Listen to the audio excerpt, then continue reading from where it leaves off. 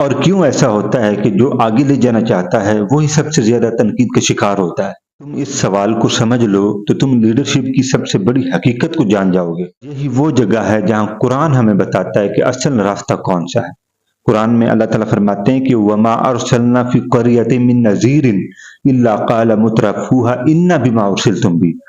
جس کا مفہوم ہے، اللہ تعالیٰ فرماتے ہیں کہ اور ہم نے تمہاری بستیوں میں اپنے پیغمبروں کو بھیجا تاکہ وہ تمہیں اسلام کی تبلیغ کریں، تمہیں اسلام کا قانون بتائیں، لیکن تمہاری بستیوں میں جو رہنے والے خوشحال لوگ ہیں انہوں نے ان کی باتوں کو ماننے سے انکار کر دیا۔ اٹھتا ہے، وہ کچھ بدلنا چاہتا ہے، کچھ چینج کرنا چاہتا ہے، لیکن لوگ کہتے ہیں یہ زیادہ سوچ رہا ہے، اور یہی لوگ اسے کہتے ہیں کہ یہ الگ کیوں سوچ رہا ہے، اور آہستہ آہستہ یہی لوگ اسے ریجیکٹ بھی کر دیتے ہیں۔ صلوات والسلام کی زندگی اس حقیقت کو زیادہ ظاہر کرتی ہے۔ فرماتے ہیں، حدیث شریف ہے کہ انبیاء جو ہوتے ہیں وہ سب سے زیادہ آزمائشوں کا شکار ہوتے ہیں، اور یہ ریالٹی بھی ہے۔ آپ ہسٹری اٹھا کے دیکھ لیں، جتنے پیغمبر آئے، جتنے نبی آئے، آپ ان کی زندگی کا مطالعہ کریں تو آپ کو آزمائشوں اور تکلیفوں اور بے شمار ایسے معاملات نظر آئیں گے جس میں انبیاء آزمائشوں کا شکار ہوئے، اور یہ حقیقت ہے۔ جو معاشرے کو بہتر کرنا چاہتا ہے وہ غلط کو غلط کہتا ہے لیکن صحیح کو پروموٹ کرتا ہے، لیکن لوگ اس کے خلاف ہو جاتے ہیں۔ یہ ہمیں سکھا رہا ہے، یہ ہمیں غلط کہہ رہا ہے، تنہا ہو جاتا ہے، وہ تنہائی کا شکار ہو جاتا ہے، اس کی باتیں ایکسیپٹ نہیں کی جاتی، اور پھر وہ سوچتا ہے کیا میں غلط ہوں؟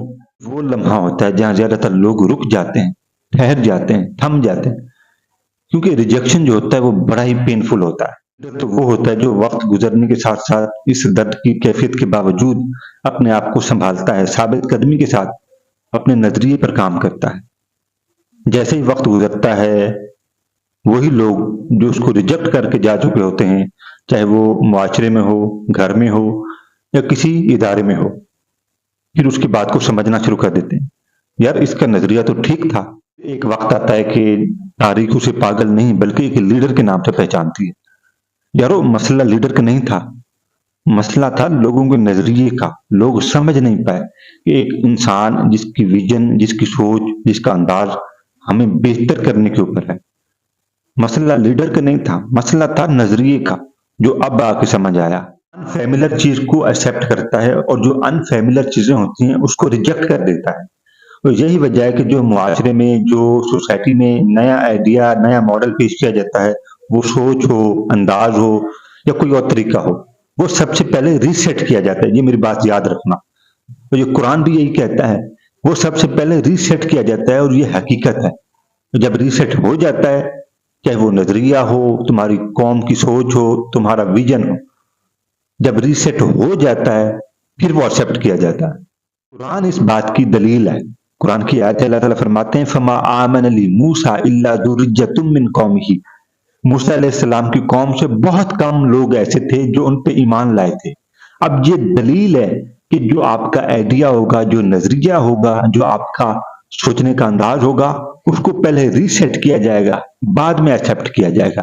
اور اسی طرح مسلم شریف کی حدیث بھی موجود ہے۔ مسلم شریف کی حدیث ہے کہ جس کا مفہوم ہے کہ اسلام ابتدا میں بھی اجنبی تھا، اور جب انتہا ہوگی، یعنی کہ اختتام کی طرف دنیا بڑھے گی اور قیامت کا منظر قریب ہوگا، تو اس وقت بھی اسلام اجنبی ہو جائے۔ مولا علی فرماتے ہیں شیر خدا رضی اللہ تعالیٰ عنہ، جن کی ہسٹری اٹھا کے دیکھ لیں تو شجاعت اور بہادری کے بے شمار قصے موجود ہیں، اور اہل بیت میں آپ کا شمار بھی ہے۔ تو حضرت علی رضی اللہ تعالیٰ عنہ فرماتے ہیں، آپ کا قول ہے کہ حق بظاہر کمزور نظر آتا ہے دنیا کو، لوگوں کو، لیکن یہ ایک بات طے ہے کہ جیسے ہی حق اور باطل کی جنگ ہوتی ہے تو غلبہ ہمیشہ حق کا ہوتا ہے۔ لیڈرشپ طاقت نہیں بلکہ اصل لیڈرشپ صبر کا نام ہے۔ سوچو نبی علیہ الصلوۃ والسلام کو ان کے اپنے معاشرے کے لوگوں نے ریجیکٹ کیا تھا۔ آپ ہسٹری اٹھا کے دیکھ لیں اسلام کی، چاہے وہ طائف کی بستیاں ہوں، چاہے وہ کوئی قبیلے ہوں، چاہے وہ کوئی مکہ کی بستیاں ہی کیوں نہ ہوں، لیکن ان لوگوں نے نبی علیہ الصلوۃ والسلام کے آئیڈیے کو، نظریے کو، تبلیغ کو ریجیکٹ کیا تھا، اور یہ حقیقت ہے۔ لیکن پتہ ہے حقیقت کیا ہے؟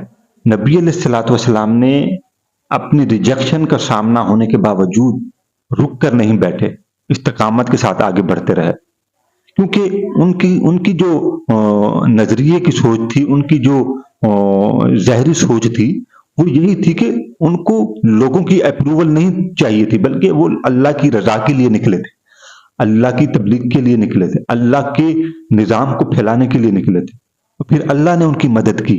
لوگوں کی رائے سے چلتے ہو یا اپنے مقصد سے، لیکن اب سوال یہ نہیں کہ لوگ تمہیں سمجھتے ہیں، جانتے ہیں یا نہیں جانتے، بلکہ سوال یہ ہے کہ تم اپنے مقصد پر کتنا قائم ہو۔ اصول ہیں جو تمہیں بتاتے ہیں کہ تمہارا مقصد اور تمہارا نظریہ کتنا مضبوط ہے اور تم کتنا ثابت قدم ہو۔ پہلا جو اصول ہے وہ یہ ہے کہ تمہارا ویژن کلیئر ہونا چاہیے، اس پہ تمہارا یقین ہونا چاہیے، یہ پہلا اصول ہے۔ اور دوسرا جو اصول ہے، کرٹیسزم کا سامنا معاشرے میں ہر بندے کو کرنا پڑتا ہے۔ آپ ایسا نہیں ہو سکتا کہ آپ دنیا میں ایسے بندے ہوں، ایسے انسان ہوں جس کو سب پسند کرتے ہوں۔ جب نبی علیہ الصلوۃ والسلام نے تبلیغ کا کام شروع کیا، لوگوں کو اسلام کی باتیں بتائیں، تو سب سے پہلے ریجیکشن کا سامنا کرنا پڑا انہیں، لیکن انہوں نے ہمت نہیں ہاری، پھر اللہ نے ان کی مدد کی۔ تو وہ ہمارے آئیڈیل ہیں، ہمارے لیے رول ماڈل ہیں۔ ہم ان کی زندگی کو بطور آئیڈیل اگر اپنے سامنے رکھیں گے تو ہمارے سامنے کوئی بھی کرٹیسزم ہو ہم برداشت کر لیں گے۔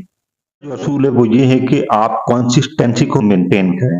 یہ وہ اصول ہے جو ہر فیلڈ پر اس کو فٹ آنا چاہیے۔ کنسسٹنسی نہیں ہے تو پھر آپ کسی بھی مقصد میں کامیاب نہیں ہو سکتے۔ چوتھا اصول وہ یہ ہے کہ آپ کو اپنے نظریے پر کام کرنا ہے۔ آپ کو شارٹ ٹرم اپروول نہیں چاہیے، آپ کو ایک لانگ ٹرم اپروول چاہیے جس پر آپ مقصد کے ساتھ آگے بڑھیں گے۔ اصول ہے جو تمہیں بتائے گا کہ تم مقصد میں کتنا آگے بڑھ سکتے ہو، یہ ہے کہ آپ نے لانگ ٹرم امپیکٹ پر فوکس کرنا ہے۔ یہ وہ 5 اصول ہیں جو تمہیں تمہارے مقصد پر ڈٹے رہنے کی اور تمہیں آگے بڑھنے کی، اسٹرگل کرنے کی ایک کوشش کے ساتھ آگے بڑھانے کی مدد کرتے ہیں۔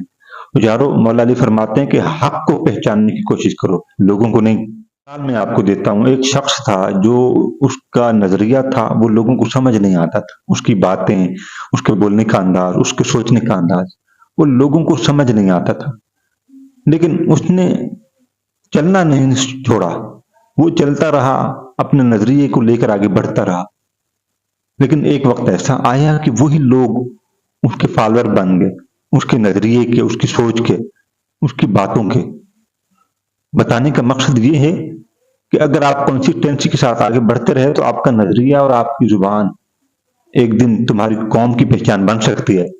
اور یہ اسلام بھی کہتا ہے، لیڈر وہ نہیں جو سب کو خوش کرتا پھرے، لیکن اصل لیڈر وہ ہے جو سچ پر قائم رہے۔ جیسے نبی علیہ الصلوۃ والسلام ایک عظیم لیڈر تھے، ہمیشہ حق کی بات کرنے والے۔ تم نے اسے اگنور کیا تو تم ہمیشہ لوگوں کی رائے میں، لوگوں کے نظریے میں، لوگوں کی باتوں میں الجھے رہو گے۔